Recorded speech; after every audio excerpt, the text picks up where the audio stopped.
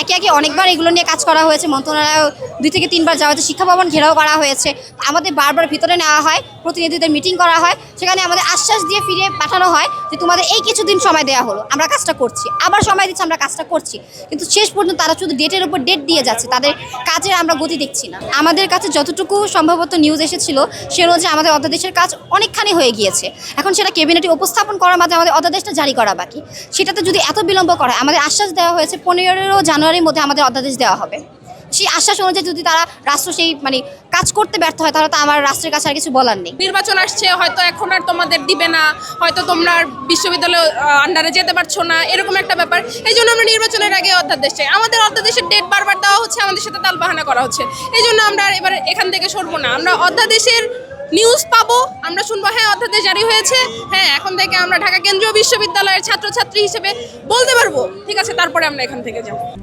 RICL TMX, যুগের পর যুগ স্থাপনা থাকে মজবুত। কোনো যৌক্তিক আন্দোলন 24 থেকে শুরু করে আজকের পর্যন্ত জানুয়ারি মাসের 24-এর সেই আন্দোলন, সেখান থেকে শুরু করে আজ পর্যন্ত কোনো যৌক্তিক আন্দোলন ভালোভাবে, যৌক্তিকভাবে, সাধারণভাবে, সুন্দরভাবে মেনে নেওয়া হয় নাই। আপনারা দেখেছেন 24-এর আগেও সেম অবস্থা। বাংলাদেশটাই আসলে আমি কি বলবো, এখানে যৌক্তিক আন্দোলনের কখনোই সুন্দরভাবে মূল্যায়িত করা হয় না। আন্দোলন করার আগেই যে জিনিসটা মেনে নেওয়া উচিত সেই জিনিসটা তারা মেনে নেন না, যার ফলশ্রুতিতে আমাদেরকে প্রত্যেকটা জিনিস আদায় করে নিতে বাধ্য করা হয়। আর সেই প্রবণতাই আসলে আজকে আমরা যতক্ষণ না আমাদের এই আন্দোলনের ফল আমরা পাচ্ছি। আর আন্দোলনের ফল কি হয়, যেই দাবিতে যৌক্তিক আন্দোলনের ফল কি হয়, যেই দাবিতে আমরা নেমেছি সেই দাবি পূরণ হয়ে গেলে আমরা এই মাঠ ছাড়বো, আর যতক্ষণ না পূরণ হবে না ততক্ষণ আমরা মাঠ ছাড়বো না।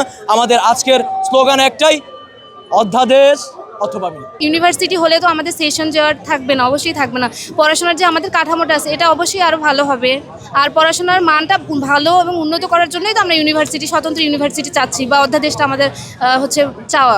আমরা তো এই যে গত 25 ডিসেম্বরের দিকেই আমরা কি করেছি, স্মারকলিপি দিয়েছিলাম, তখন আমাদের বলেছিল যে আন্তঃমন্ত্রণালয়ে কি পাঠাবে, নোটিশ পাঠাবে, 25 ডিসেম্বর নোটিশ পাঠাবে। বাট তারা নোটিশ পাঠালো গতকাল, যখন আমরা অবরোধে ডাক দিলাম, দুপুরের দিকে আমরা আলোচনা করলাম অবরোধে ডাক দেবো, ওনারা বিকেলে একটা নোটিশ পাঠাইলো। ওনারা নাকি এই যে আমাদের এই যে অবরোধের দেখেই তারপরে আন্তঃমন্ত্রণালয়ে নোটিশ পাঠাইলো। এতদিন ওনারা কি করলো, কি করলো সিদ্ধান্ত আমাদের নিয়ে? ওনারা আমাদেরই সরকার, শিক্ষার্থীদের আন্দোলনের মাধ্যমে ওনারা সরকারে উপনীত হয়েছে, বাট ওনারা আমাদের ম্যান্ডেট বুঝতেছে না, আমরা কি চাই, কি দাবি দেওয়া আছে আমাদের, এটা তারা বুঝতেছে না। আমাদের কর্মসূচি আমরা 3 জায়গায় ব্লকেট করছি, সায়েন্স ল্যাব, তাঁতিবাজার আর টেকনিক্যাল মোড়ে। এই অবরোধ কর্মসূচি আমরা পালন করবো যতক্ষণ না অধ্যাদেশের নির্দিষ্ট কোনো ডেট আসছে। আমরা কর্মসূচি পালন করবো এবং আগামীতে আমরা ঢাকা ব্লকেটের কর্মসূচিতে যাবো ইনশাআল্লাহ। আমরা বৈঠকে আশাবাদী আমাদের অধ্যাদেশ দিয়ে দেবে।